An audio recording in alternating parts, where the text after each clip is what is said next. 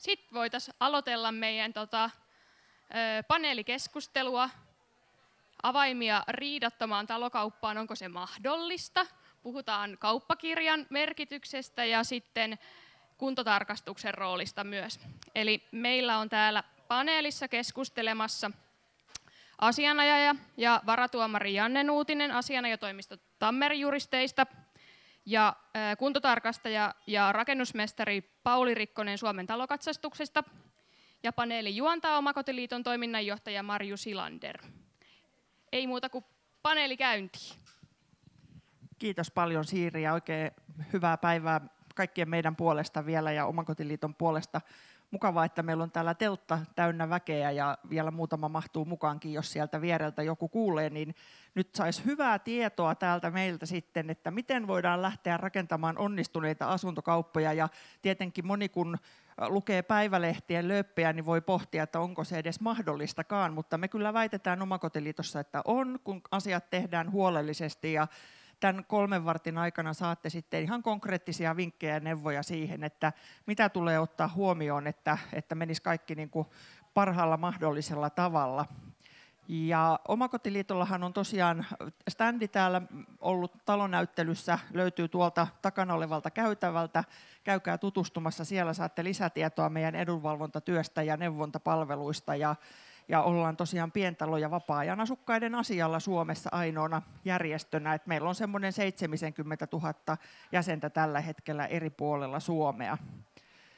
Ja nyt kun täällä tänään tosiaan ollaan keskustelemassa ehkä siitä näkökulmasta, että näitä asuntokauppoja aina kuitenkin tuonne riitoihinkin päätyy semmoinen 1,500 kappaletta vuodessa, niin siinä mielessä tämä on niin kuin henkisesti ja taloudellisestikin aika raskasta, jos tämmöisiä huonoja kokemuksia saadaan, niin otetaan tässä kohtaa keskusteluun mukaan sitten tosiaan Janne Nuutinen, asianajaja ja varatuomari ja Pauli Rikkonen, kuntotarkastaja ja rakennusmestari, niin kertokaa lyhyesti, että miltä mandaatilta katselette tätä meidän otsikkoa tänään ja minkälaisia vinkkejä ehkä sinulta saamme sitten, niin aloitatko Janne, vaikka ole hyvä? No niin, nyt varmaan kuuluu paremmin. Eli tosiaankin sillä mandaatilla, että uskoisin, että tosiaankin pitkän aikaa asianajana toiminut ja näitä kiinteistö- ja asuntokauppariitoja työssäni paljon hoidan. Ja sitten myöskin tässä Omakotiliiton, kun on tämä lakineuvonta, niin siinä sitten olen vuosia ollut mukana ja monenlaisiin kysymyksiin sitten vastaillut ja monenlaisia neuvoja sitten antanut, eli tältä pohjalta. Kiitoksia. Sitten Pauli, ole hyvä. Joo, kiitos. Eli nimi on Pauli Rikkonen ja edustan täällä Suomen talokatsastusta. Kuntotarkastuksia teen tällä hetkellä työkseni ja mulla oikeastaan niin kuin rakennusala tulee jo verenperintönä isän kautta, että onkohan mä 16-vuotiaana tainnut aloittaa rakennusurani ja katsonut sitä aika monelta eri vinkkelistä rakentamista ja kiinteistön ylläpitoa. Opiskellut itteni rakennusmestariksi ja ollut sitten paljon korjausrakentamisen parissa toimihenkilötehtävissä työnjohtajana ja tämmöistä. Ja nyt sitten kuntotarkastuksia ja taas oppii uutta hyvin paljon. Sitähän se varmasti on, kun jo rakentaminenkin muuttuu, niin kuin täälläkin varmaan olette käynyt tutustumassa näihin taloihin, niin on monenlaisia uusia ratkaisuja ja niitäkin sitten alalla pitää itsensä niin kuin kärryillä. Mutta tosiaan niin vielä ehkä palaan tuossa äsken mainitsemiin päivälehtien ja iltapäivälehtien lööppeihin, että ne ei ole varmaan kauhean tuntemattomia kenellekään meistä, ja mä olisin nyt muuten näyttänyt niitä täällä screenillä muutaman tämmöisen esimerkin, mutta tämä kiiltää niin paljon, että se ei oikein näy sitten kenellekään mulle kuin meille, niin mä mainitsen täältä nyt muutaman, että on ollut lööppejä Ilta-Sanomassa, että myyjä olisi palauttanut 50 000 euroa talokaupasta, ostaja vaati kaupan purkua, mutta saikin 80 000 euron laskun, asiana jo kulut. Tai sitten järkyttävä kiinteistökauppa, myyjä menetti talonsa ja joutui maksamaan 60 000 euroa. Ja talokaupasta tuli painajainen, pariskunta joutui ottamaan myymänsä talon takaisin ja edessä oli lähes 170 000 euron remontti ja niin edelleen. Ja näissä on sitten tällaisia tietynlaisia yhtymäkohtia, joita voidaan nyt tässä sitten lähteä purkamaan vähän. Ja tänään käydään läpi tämmöisiä termejä kuin kuntotarkastus, kauppakirjan sisältö, tekninen käyttöikä, selonottovelvollisuus, tiedoksi antovelvollisuus ja vastuurajoituslausekkeet. Miten nämä nyt liittyy sitten tähän onnistuneeseen kauppaan, niin aloitetaan siitä, että tosiaan nyt kun otetaan yhteyttä tämmöisistä talokauppariidoista, niin mitä Janne tulee sinulle siinä ensimmäisenä mieleen, että mitä niin kuin on käynyt? Jotain tämmöisiä esimerkkejä vaikka. No tyypillisin tilanne on kyllä se, että siellä on oikeasti niin kuin valtaosan tämmöistä tilanteesta muodostaa tämmöiset niin sanotut piilevät virheet. Eli se on niin kuin tilanne, että siellä ei myyjä vilpittömästi ole tiennyt mistään vakavasta taloon liittyvästä ongelmasta, että ostaja on lähtenyt sitten kaupanteon jälkeen jotakin remonttia tekemään siellä, purkanut jotakin rakennetta auki ja sieltä on sitten jotakin kauheuksia paljastunut, että näähän on niin kuin valtaosa, mutta ehkä tässäkin sitten, toki muutakin, mutta nämä muodostaa varmaan niin kuin 90% kaikista. Et sitten tietenkin on sitäkin, että on vähän hinsusti annettu tietoa tai mennyt vähän niin kuin se tiedonantovelvollisuus ja myyntipuheet sekaisin. Mutta ehkä just näin, kun se valtaosa näitä piileviä virheitä, niin siellä sitten on se, että joko ei ole tehty sitä kuntotarkastusta, taikka sitten niin kuin siitä ei ole täysin ymmärretty sen sisältöä, tai jotenkin niin kuin siihen liittyy ongelmia. Mutta että valtaosa näistä voitaisiin niin kuin välttää jo sillä, että se kuntotarkastus tehtäisiin todella hyvin. No niin, hyvä. Tästä tulikin sitten syöttö lapaan, eli hypätään vähän tarkemmin kuntotarkastukseen. Niin kuin me tiedetään, ja ehkä ollaan huomattu, kun keskustellaan näistä asuntokauppaan liittyvistä kuntotarkastuksista, tutkimuksista, selvityksistä ynnä muista, niitä on aika monenlaisia. Niin mitä sä sanoisit, mikä on niin kuin se oikea asia, jos tämmöisestä omakotitalon myynnistä nyt puhutaan, niin mikä siellä pitäisi tehdä? Kyllä se on asuntokaupan kuntotarkastus, johon meillä löytyy sitten ohjeistus tuolta KH-kortistosta, ja näitähän on sitten eri termejä, on kuntoarvio, joita tehdään pääasiassa isompiin kiinteistöihin, eikä siellä on sitten tilaaja on asunto-osakeyhtiöt tai kiinteistöosakeyhtiöt. Kuntoarviossa on aina sitten tämmöinen useampi henkinen tiimi, eli siellä täytyy olla rakennustekniikan osaaja, LVI-puolen ja sähköpuolen asiantuntijat, ja se tehdään sitten pintoja rikkomattomin menetelmin aistivaraisesti pääosin havainnoiden.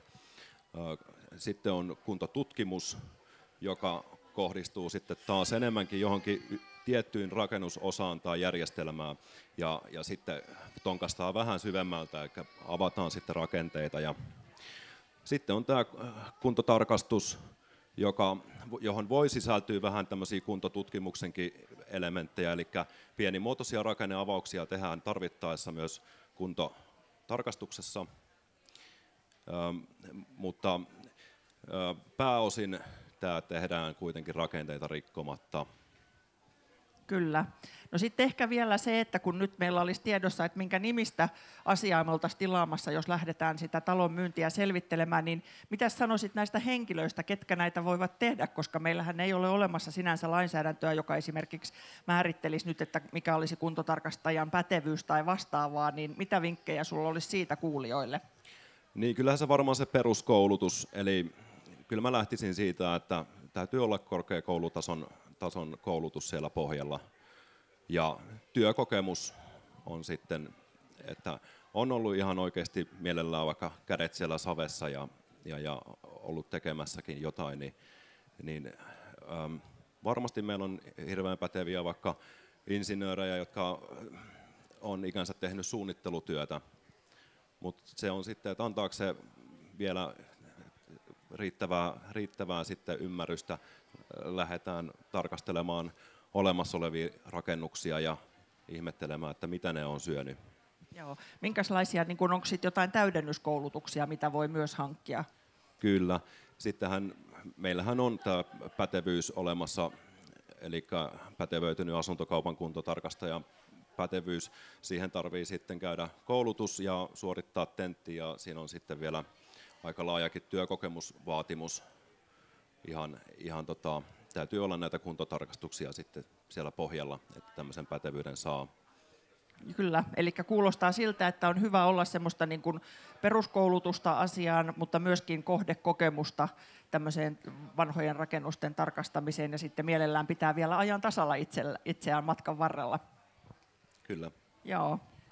No nyt sitten niin kun tästä kuntotarkastuksestahan aina edetään yleensä tämmöiseen raporttiin, ja nyt vähän siirretään sitä keskustelua kanssa niin, mutta miten näet niin kun tämän raportin, kun joskus aina kuulee siitäkin, että on saatu jotkut raportit, että siellä on vain tämmöisiä vakiolauseita, tai sieltä ei oikein niin kun ymmärtänyt, että mitä täällä nyt niin kun tarkoitettiin näillä asioilla, niin miten sen raportin näet, ja sitten Janne voi jatkaa siitä vielä, että miten kun päädytään sinne kauppakirjapuolelle, niin miten nämä keskustelee sitten keskenään?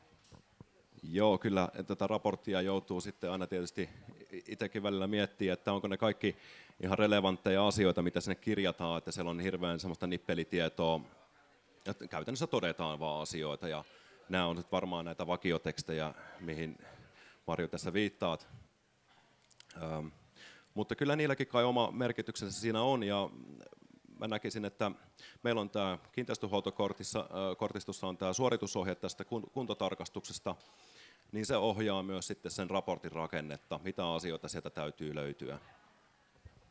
Ja nyt tästä suoritusohjeesta vielä kun mainitsit, niin tavallaan välttämättähän niin kuin kiinteistön omistaja, maallikko, yksityishenkilö ei tiedä tämmöisistä asioista, niin onko tämä niin kuin ihan sitten, että sitä saa sitä tietoa, kun ottaa tämmöiseen yritykseen, että hei, me tehdään tämmöisen kortin perusteella, vai voiko se sitten olla vähän niin kuin arpapeliä?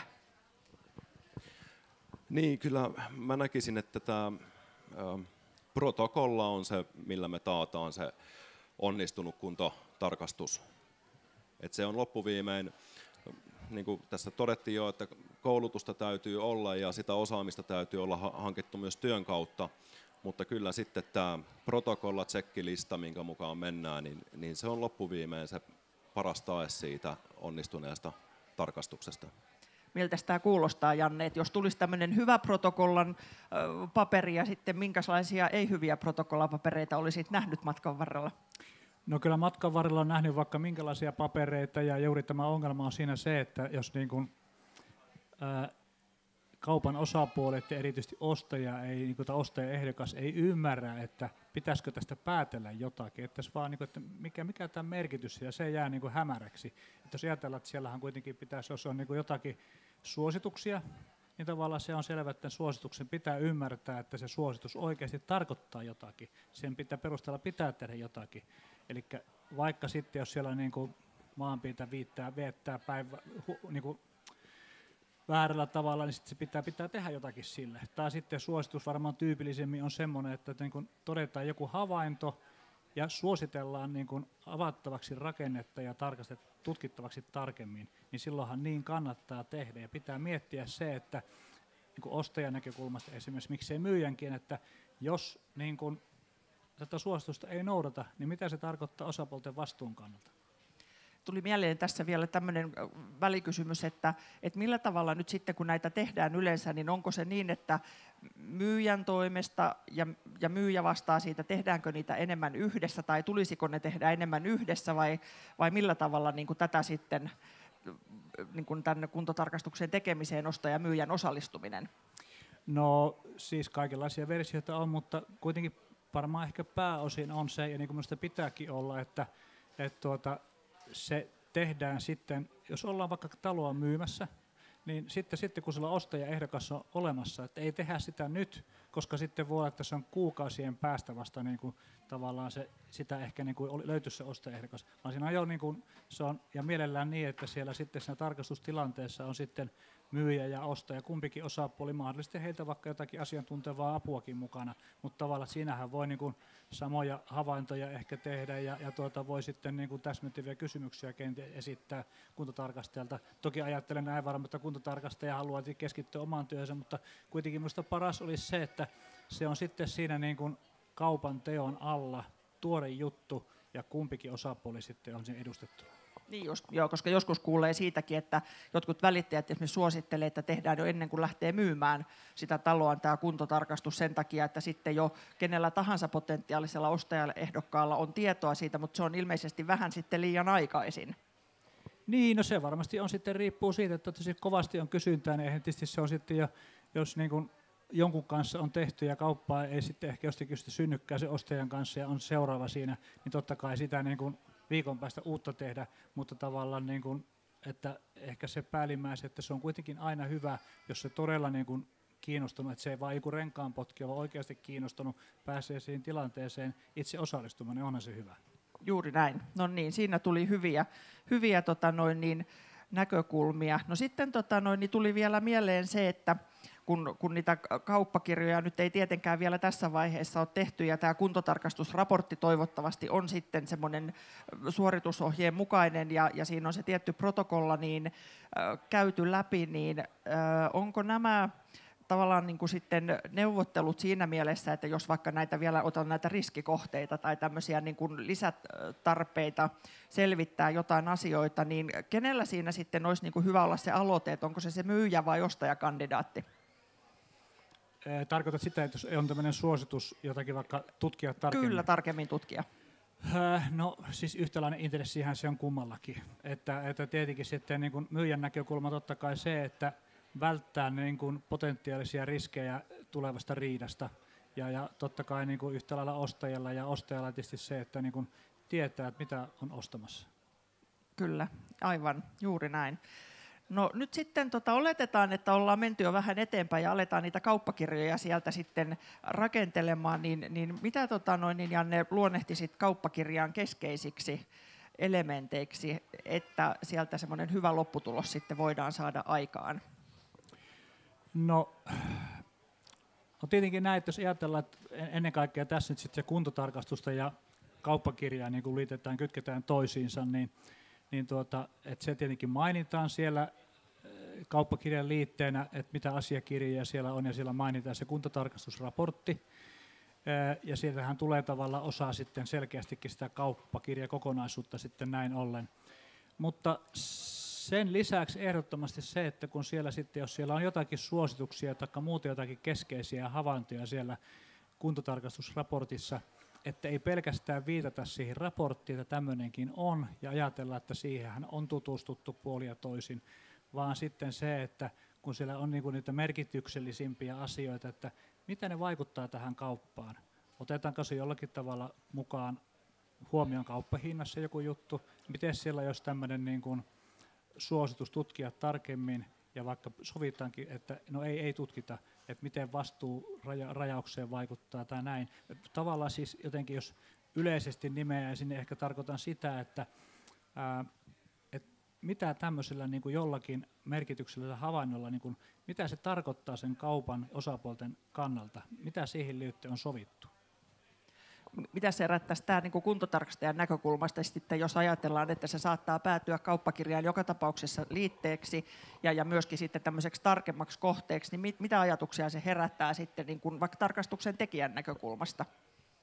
Ja vaikka siihen, että kun puhutaan tästä myöskin samalla tästä myyjän tiedoksiantovelvollisuudesta, että miten te saatte sitten sitä riittävää ja riittävän kattavaa tietoa? Niin kyllä. Jos mä nyt palaan pikkasen siihen edelliseen, mistä te tässä keskustelitte, niin pitäisikö tämä tarkastus tehdä ennen kuin laitetaan talon myyntiin vai sitten kun se ostajaehdokas on tiedossa ja pääsee sitten mukaan tarkastukseen. Näitä tehdään molemmilla tavoilla ja niissä on puolensa ja puolensa. Että, toisaalta tällä hetkellä asuntomarkkinatilanne on aika tiukka ja välittäjätkin kaipaa mahdollisimman paljon tietoa sitä rakennuksesta, että se osataan hinnoitella. Siinä mielessä se olisi hyvä, että se tarkastus tehdään ennen kuin se talo laitetaan myyntiin. Ja toinen juttu on sitten tämä, että niin kuin tässä suoritusohjeessakin sanotaan, että tarkastus pitää olla puolueeton ja kukaan ei saa päästä vaikuttamaan siihen tarkastukseen eikä siihen, mitä kirjauksia sinne raporttiin tehdään. Mutta kyllä se on tosiasia, että ihmiset pyrkivät vaikuttamaan ihan tahattomastikin Ja mitä enemmän siellä tarkastuksessa on porukkaa, niin sitä suurempi riski siinä on, että joku yrittää sitten johdatella sitä tarkastusta vähän haluamansa suuntaan. Mutta toisaalta niin, tosi kivoja on myös ne tarkastukset, missä on sitten ne todella potentiaaliset ostajaehdokkaat. Ja voidaan siinä sitten keskustella, käydä asiat jo läpi suullisesti. Et se on monesti avaa asioita paljon paremmin kuin ne aika semmoiset kliiniset kirjaukset siellä raportissa. Mutta kyllä niitä kirjauksia joutuu tosiaan tarkkaan miettimään, koska tietää, että se yksi lause tai pari lausetta voi ratkaista sen, että onko nämä ihmiset sitten oikeudessa jonkun vuoden päästä vai ei. Joo, kuulostaa ihan kyllä aika vaativalta tehtävältä ja nimenomaan on hyvä muistaa, että se tosiaan se puolueettomuuskin on tässä tärkeässä roolissa, että nimenomaan se rakennuksen näkökulma tulee esille siinä, eikä vaikka sitten juurikin myyjän, joka muistaa jotakin asioita ja voi olla, että aina me ei muisteta ihan oikein niitä, vaikka oltaisiin pitkäänkin asuttu. Niin kyllä, että jos mietitään, että tämä suoritusohje sitoo mua tarkastajana tosi paljon, mutta myyjät ja ostajat eivät ymmärrä, että itse asiassa sen pitäisi sitoa myös heitä. Heidän pitäisi yhtä lailla sitoutua siihen tarkastuksen, että se menee oikealla tavalla kuin minun. Joo. Miten, jos nyt ajatellaankin, että tämä tiedoksiantovelvollisuus ja sellonottovelvollisuus, eli ostaja, myyjä, niin ymmärretäänkö sitä tarpeeksi, kun siellä kauppakirjan ääressä oltaisiin, että tuleeko vielä siellä epäselvyyksiä, vaikka että ollaan ymmärrettykin sitten ihan eri tavalla asioita viime metreillä? No se on sinällään hyvä kysymys, että kokemus osoittaa, että ei välttämättä riittävän hyvin ymmärretä. Eikä tavallaan siis se, että jos mietitte sitä kaupan tekoa, niin sehän niin kuin se koko prosessi päättyy siihen, kun kauppakirja allekirjoitetaan. Niin siinä on kuitenkin niitä osapuolia, se kiinteistövälittäjä on tyypillisesti jo välittäjäkaupasta kuitenkin tehdään, niin että millä tavalla se välittäjä informoi heitäkin on kovin monenlaisia, enemmän ja vähemmän ammattitaitoisia tavalla, vaikka olisi ammattitaitoa, kuinka sitten hoitavat hyvin tai huonosti tehtävänsä, niin se ja tietenkin sitten tämä kuntotarkastuskin, että sekin on niin kuin oma prosessi siinä mielessä, että saako vain joku raportin vai käydäänkö sitä niin kuin läpi, että avataan niin kuin osapuolelle, että mitä tämä tarkoittaa mitäkin, mitä tästä pitäisi ymmärtää ja annetaan mahdollisuus niin kuin kysyä ja korjata, jos nähdään, että on niin kuin väärä tilanne, mutta kyllä se niin kuin, tavallaan niin kuin, tähän toisaalta hirmu maalaisjärkistä asiaa siinä mielessä, että myyjähän tuntee totta kai parhaiten sen kohteen ja hänen ainakin pitäisi tuntea ja hänellä pitää niin kuin, hänellä totta kai niin kuin laaja velvollisuus kertoa kaikki se, mitä hän siitä tietää. Ei enemmän kerrotaan liian paljon kuin liian vähän.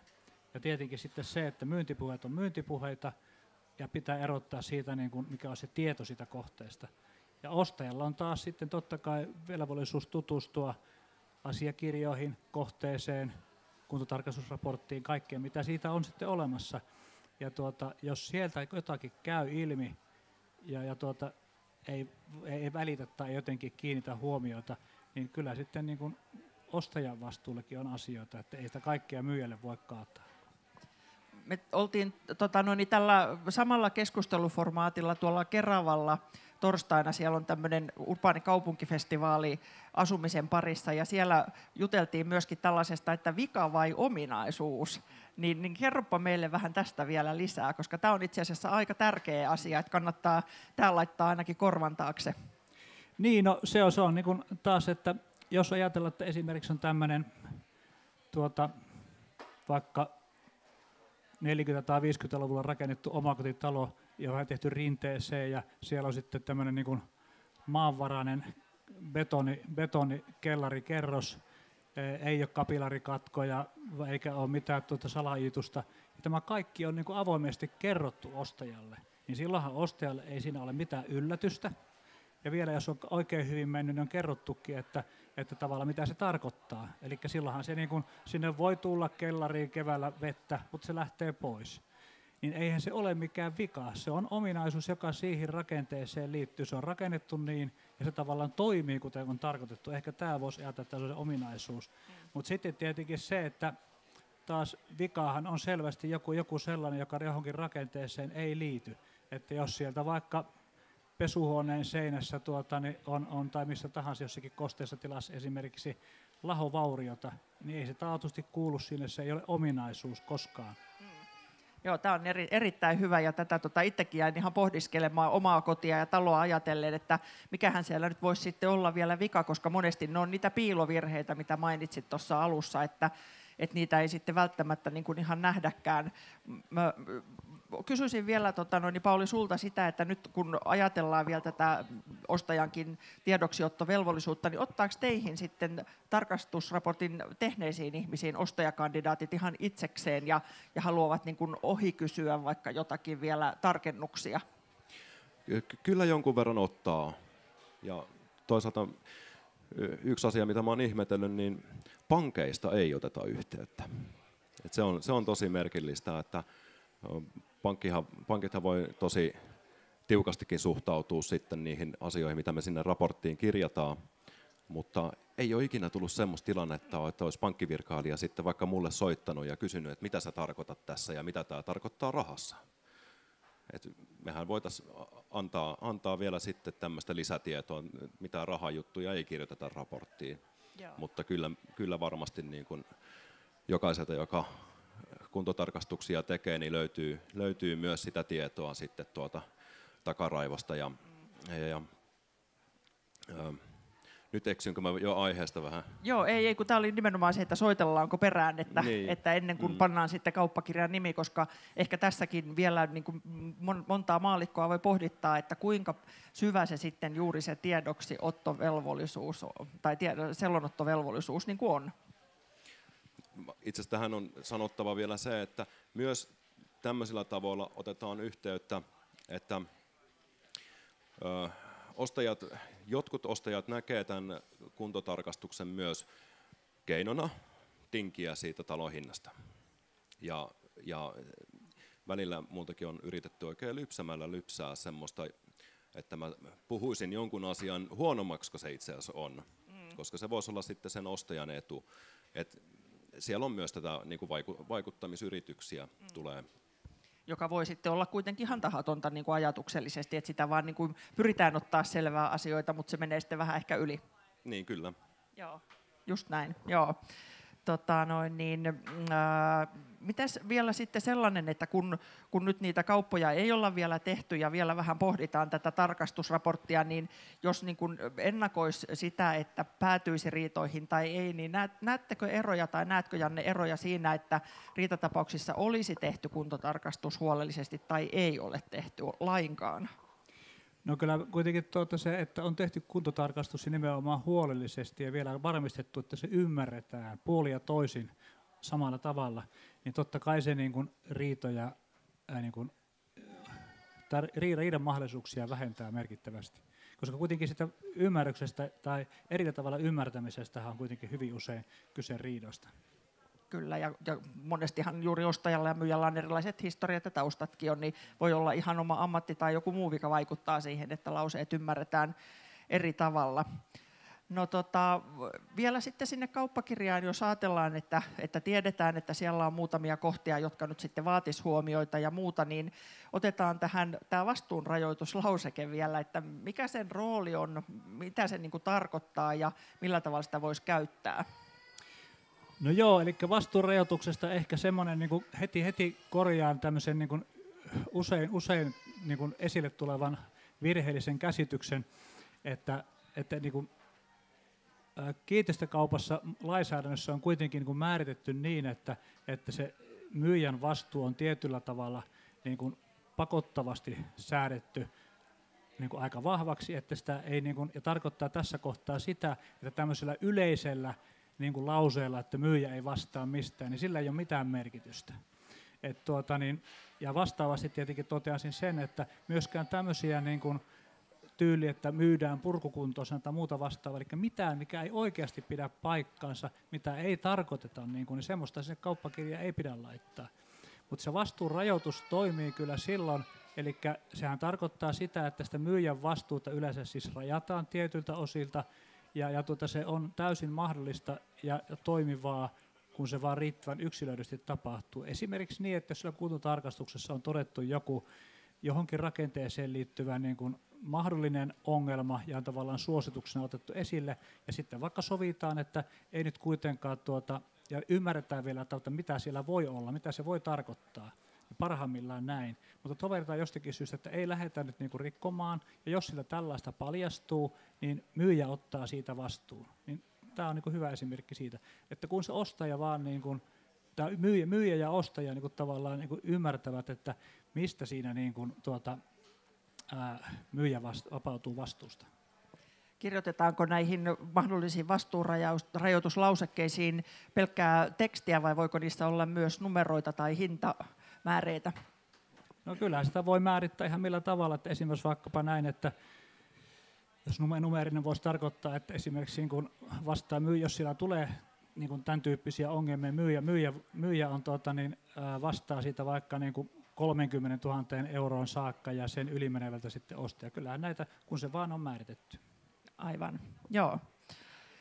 No, siinä mielessä sitten, jos ajatellaan, että tämmöisiäkin mahdollisuuksia on, niin sehän varmaan jo tuo vähän helpotusta siihen kauppakirjan allekirjoituksen etenemiseen, mutta olisiko jotain vielä tällaisia jälkipuinteja, muita estäviä seikkoja, mitä tässä kohtaa, ennen kuin me laitetaan nyt se nimi sinne, niin vielä haluaisitte kuulijoille kertoa?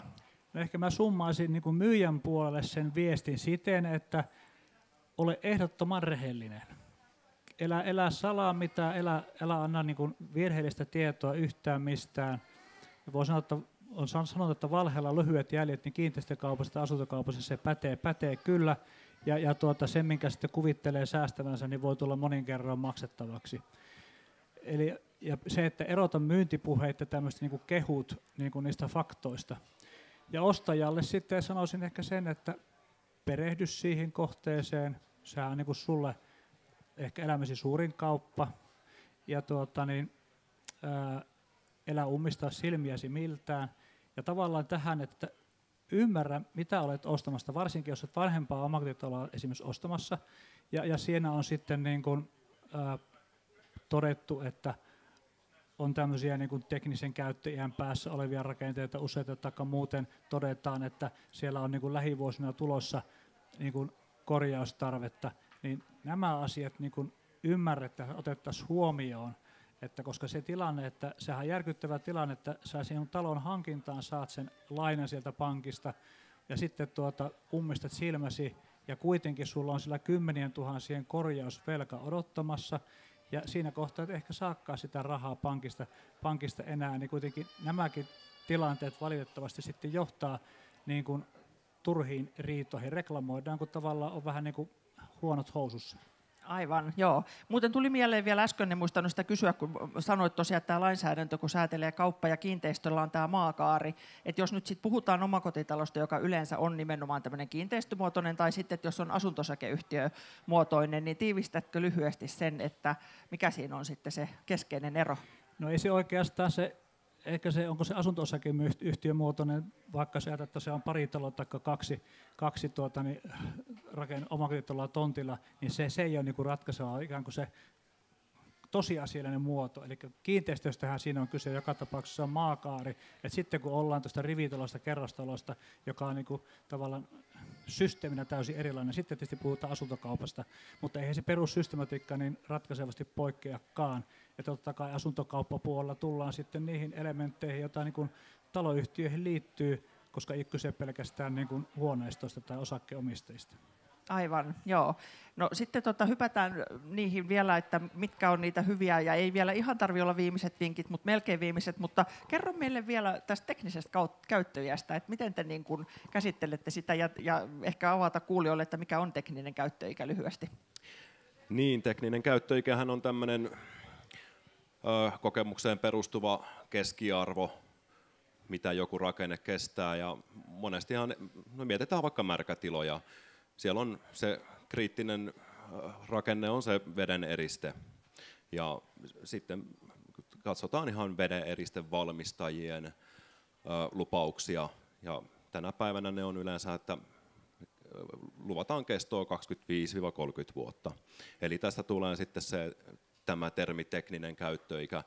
Sehän ei missään nimessä tarkoita vielä, että se kylppäri on sitten 25 vuoden päästä käyttökiellossa. Se voi mennä vielä vuosia toimia hyvin, mutta ehkä se on enemmän sitä ajatuksen tasolla, että ymmärrettäisiin minkälaisella syklillä mitäkin rakennusosiat pitää korjata tai huoltaa.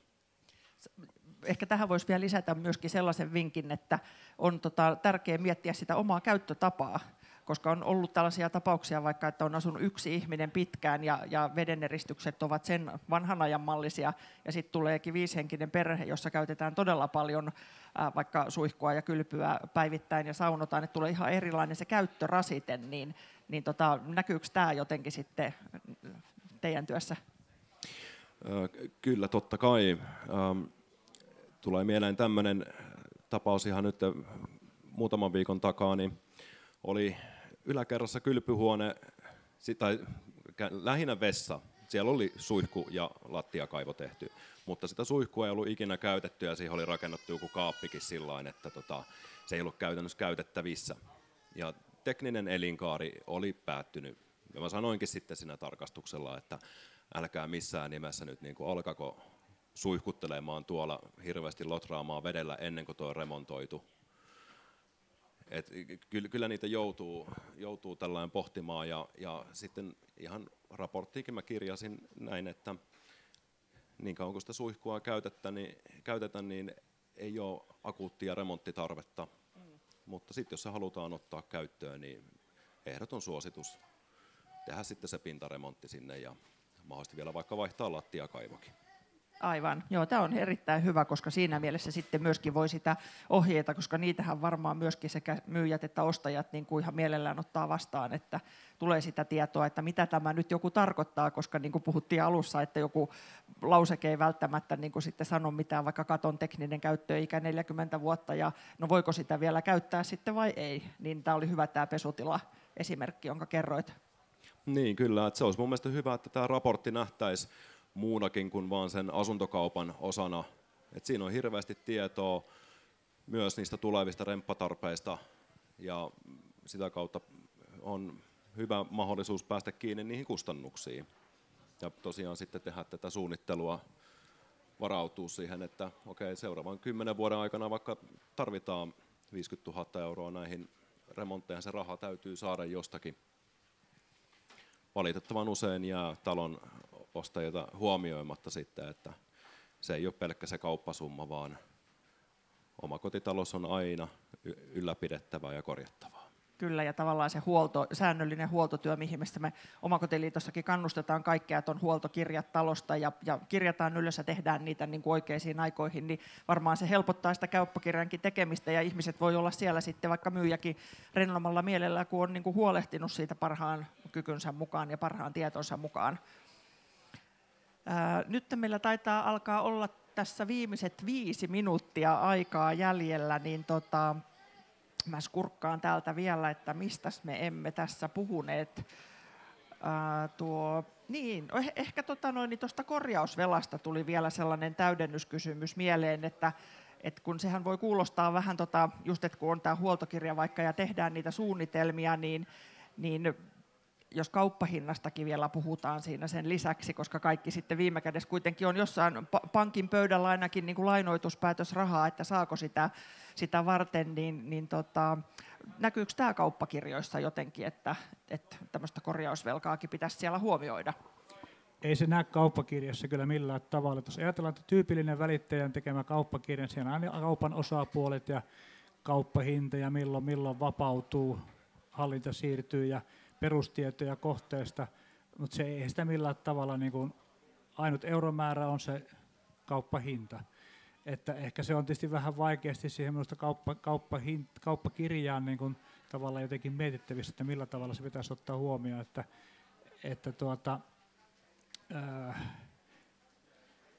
ehkä jos siellä kuntotarkastus tehdään, niin muuten tavallaan sitä kautta vaan tulisi se ymmärrys sitten siihen, että mitä siellä, mihin pitää lähivuosina varautua Ja koska on siinä niin kuin muutenkin liikkumavaraa, ei sitä kukaan voi sanoa, että mikä on hintataso jossakin remontissa 5 tai 10 vuoden päästä. Että minusta sitä kauppakirjaa ehkä ei kuulukaan, mutta korkeinta ehkä ajattelisin näin, että jos sitten on selvästi, ehkä se voisi olla, että jos se niin kuin, on todettu joku selkeä virhe tai ainakin riski ja halutaan sitten hinnoitella se, niin ehkä sitten voisi kauppakirjassa kyllä niin kuin todeta sen, että millä tavalla se on otettu sitten kauppahinnassa huomioon. Koska se, että jos sitä ei mainita siellä, niin kauppakirjassa vaan se on sehän niin kuin ajatellaan, että se on vaan niin kuin markkinoiden toiminta, että se on tämmöinen, ei sitä voi päätellä, että voihan ostaja sanoa, tai myyjä sanoa, että niin, että mehän neuvoteltiin, tämmöinen oli ja neuvoteltiin, niin ei se niin kuin näy sieltä. Ja se on vaan se markkinahinta, mutta jos se jollakin tavalla otettu huomioon, niin se olisi silloin syytä näkyä siellä. Ja silloinhan se tavallaan, jos sitä niin kuin riitautus sitten se asia, niin oli helppo todeta, että no näin, tämä on otettu tällä tavalla huomioon jo. Niin, eli voisiko se olla esimerkkinä vaikka näin, just vaikka tämä vesikatto on aika niin kuin selkeä, että onko se tehty vai eikö ole tehty, niin sitten siellä voisi ajatella, että kauppahinnassa on otettu huomioon, että vesikatto vaatii uusimisen vaikka 5 vuoden sisällä tai jotain tämän kaltaista. Joo, ne on aina vähän hankalia, miksi se voisi olla, mutta ehkä mä niin kuin enemmän kytkisin semmoisen niin kuin selkeän jonkun riskin siihen, että se tavallaan niin kuin otetaan hinnassa huomioon, että varsinkin jos siellä on niin kuin hyvin tehty kuntotarkastusraportti, niin eihän se niin kuin, kyllä ostaja, niin täytyyhän sen kuitenkin ihan normaali älyinen ihminen olla ja osata lukea sitä raporttia, kun se on hyvin tehty ja että siellä on niin kuin iäkkäitä rakenteita, joiden korjaaminen tulee vastaan ja ei se niin kuin hänen asiansa jotenkin pohtia ja miettiä se, että mitä hän sitten kustantaa ja uskallanko minä tällä tietoa tätä ostaa. Ei se myyjän ongelma ole millään tavalla se minusta. Nimenomaan, joo. Sitten tämmöinen vielä erityinen tilanne tuli mieleen tässä. Meillä on tullut välillä neuvontaan kysymyksiä siitä, että entäs jos myy vaikka perikunta, joka ei nyt tiedäkään siitä talosta niin paljon ja sitten sitä kuntotarkastustakin tilataan, niin onko tässä jotain, mitä pitäisi huomioida tai voisi huomioida, että mikä on sitten vaikka siellä sitten se myyjän vastuu? No joo, että kun myyjän vastuuta ajatellaan tietysti siten, että mitä myyjä tiesi tai mitä huolellinen myyjän olisi pitänyt tietää. Totta kai sitten se, että jos on tilanne, että vaikkapa kukaan niin myyjistä ei ole siellä kiinteistöllä ikinä asunut, niin on selvää, että heillä ei voi sellaista tietoa olla, niin sitten kuntotarkastuksen merkitys korostuu entisestään ja totta kai se minusta vaikuttaa myöskin sitten mahdollisessa riitatilanteessa siihen myyjän ja ostajan niin kuin vastuuden ja velvollisuuksien tasapainoa, että kyllä se tavallaan ehkä niin kuin myyjältä, ostajalta vähän enemmän sitten tietysti ehkä edellytetään, että eihän se niin kuin, ei voida olettaakaan, että myyjä tiesi, eikä niin kuin, ehkä vaikuttaa hieman alentavasti myyjän vastuuseen sitten, mutta se niin kuin perehtyminen ja kuntotarkastusraportti, niin se niin kuin erityisesti korostuu silloin. Kyllä, joo. No nyt me voitaisiin sitten lähteä menemään semmoiseen niin kuin viimeiseen kierrokseen ja mitä niin nytten ollaan käyty näitä tiettyjä termejä ja tiedetään, että kuntotarkastus voidaan tehdä monella tapaa ja me tietenkin niin kuin lähdetään siitä, että se on tehty huolellisesti, suoritusohjeen mukaisesti ja raportti on laadittu niin kuin sillä tavalla, hyvällä tavalla, että meillä on joskus ollut tämmöinen lentokone-esimerkki siinä, että menisittekö sinne lentokoneeseen ja lähtisitte kyytiin, jos perämies ja kapteeni puhuisi niin, että olen soveltuvin ohjin tarkistanut tämän lentokoneen, niin tämä on sama vähän siellä kuntotarkastuksessakin, että se pitäisi olla sitten tehty ihan niin kuin jämptisti sen mukaan. Niin mitä sä, Pauli, nyt antaisit kotiin viemisiksi ihmisille tästä aiheesta? Kyllä.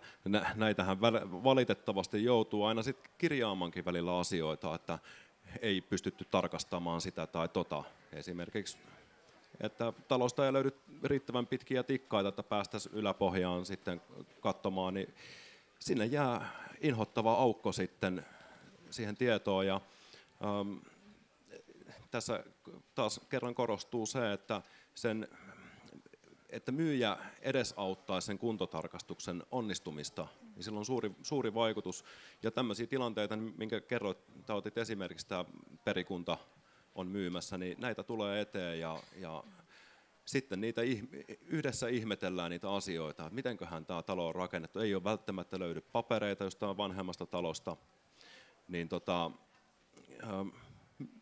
se on sitten toivottavaa, että myyjä kertoo edes ne vähäiset tiedot ja ei ainakaan asettu sitten vastahankaan jos vaikka tarkastaja haluaisi pikkasen avata jotain rakennetta, että pystytään tutkimaan, miten tämä on rakennettu. Eli siellä sitten niin kuin tavallaan semmoinen hyvä yhteistyö tämän tarkastuksen sopivaksi edistämiseksi, mutta myöskin niin kuin tämä riippumattomuuden varmistamiseksi on niin kuin se ydinlähtökohta sieltä, ja sitten saadaan hyvä raportti sinne kauppakirjaan. Niin, ja täytyy vielä se sanoa tähän, että aina toivoisi, että myyjäpuolikin ymmärtäisi, että vaikka mä oon niin inhottava tyyppi, että mä menen kertomaan niitä virheitä ja puutteita oikein hakemaan niitä, että löytyisi ne kaikki virheet siitä rakennuksesta, niin me ei tehdä sitä sen takia, että me haluttaisiin olla ilkeitä tai jotenkin uhka sille myyjälle, vaikka on huomannut, että monesti meidät semmoisena koetaan. Toivoisin, että se myyjäkin ymmärtäisi, että se on itse asiassa heidän etu, mitä tarkemmin kaikki asiat saadaan selvitettyä ja mustaa valkoiselle, koska se on se keino, millä me sitten oikeasti ehkäistään niitä riitatilanteita. Eli on parempi ottaa epämukavuutta itsellensä ennen kauppakirjan allekirjoittamista kuin sen jälkeen. No mitkä olisi sitten vielä Jannen viimeiset ajatukset ja terveiset? Niin, oikeastaan se rehellisyys tulikin ja tavallaan se maalaisjärki ja ehkä vielä, että ostaja oikeasti tosiaan miettii, että mihin on niin kuin vara, eikä huomaa sen, mitä se tulevaisuus niin kuin vaatii sen talon osalta. Että se kuitenkin se lähtökohta siinä kiinteistökaupassa on sitten se, että ikään kuin, että se, jos siltä jotakin paljastuu, niin tavallaan, että ikään kuin se myytäisiin sellaisena, se hinnoiteltaisiin sellaisena, kuin tavallaan se sitten niin kuin todellisuudessa on ollut. Ja tavallaan ostaja ikään kuin voinut niillä tiedoilla sitten harkita, että haluaakohan semmoisen ostaa ylipäätänsä, jos niin millä hinnalla. Että ne riidat on todella niin kuin ilkeitä asioita, niistä on niin kuin repiviä lööppejä, mutta paljonhan niissä on niin kuin tottakin. Että kyllähän ne on niin kuin riiteily kuluttaa todella pahasti normaalia ihmistä, kestää vuosia ja yleensä talouskin siinä menee sekaisin. Että ehkä voisi sanoa, että jos sieltä jotakin epäselvää paljastaa, niin kyllä mä niin kuin neuvosin, että ottaa sitten asiantuntijaan, eli lakimiehen tässä kohtaa yhteyttä ja sitten lähdetään selvittämään, että mitä siellä on tapahtunut ja heti päästäisiin niin kuin sitä sopua, koska tavallaan se vähän väärälle jalalle lähtee se homma, niin siitä on paljon niin kuin, on vähän jo siltoja poltettu, niin vaikeampi oikaista sitä asiaa, koska kuitenkin jos siellä jotakin epäselvyyttäkin on, niin totta kai se ensisijaisesti yritetään sopia. Ja niistä riidoistakin sitten niin kuin kuitenkin valtaosa sovitaan, eli niistä 1500 vuositasolla, niin, että niin kuin päättyy tuomarin nuijan kopautukseen tuonne lööppeihin, niin on todella pieni osa. No, tämä on sentään hyvä tämä, ja nyt me niin näillä eväillä uskalletaan lähteä tekemään niitä omia asuntokauppoja joko myyjänä tai ostajana. Ja käykää vielä tosiaan tämän tilaisuuden jälkeen vaikka meillä Omakotiliiton osastollakin jutustelemasta lisää, ja meillähän jäsenet saa pienellä jäsenmaksun vuosimaksulla semmoinen 230 vuodessa niin maksutonta neuvontaa vaikka näihin kiperiin pulmiin, että tämä on ihan konkreettinen ja hyvä hyöty ja voidaan säästää paljon rahaa, kun käytetään asiantuntijoita asiassa. Niin kiitos paljon hei Pauli ja Janne, ja kiitos kaikille teille yleisö ja oikein hyvää viikonlopun jatkoa.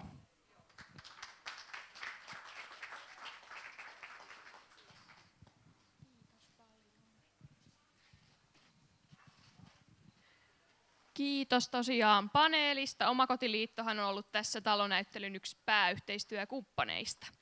Yes, kiitos paljon ja oikein hyvää messupäivää vielä kaikille vieraille.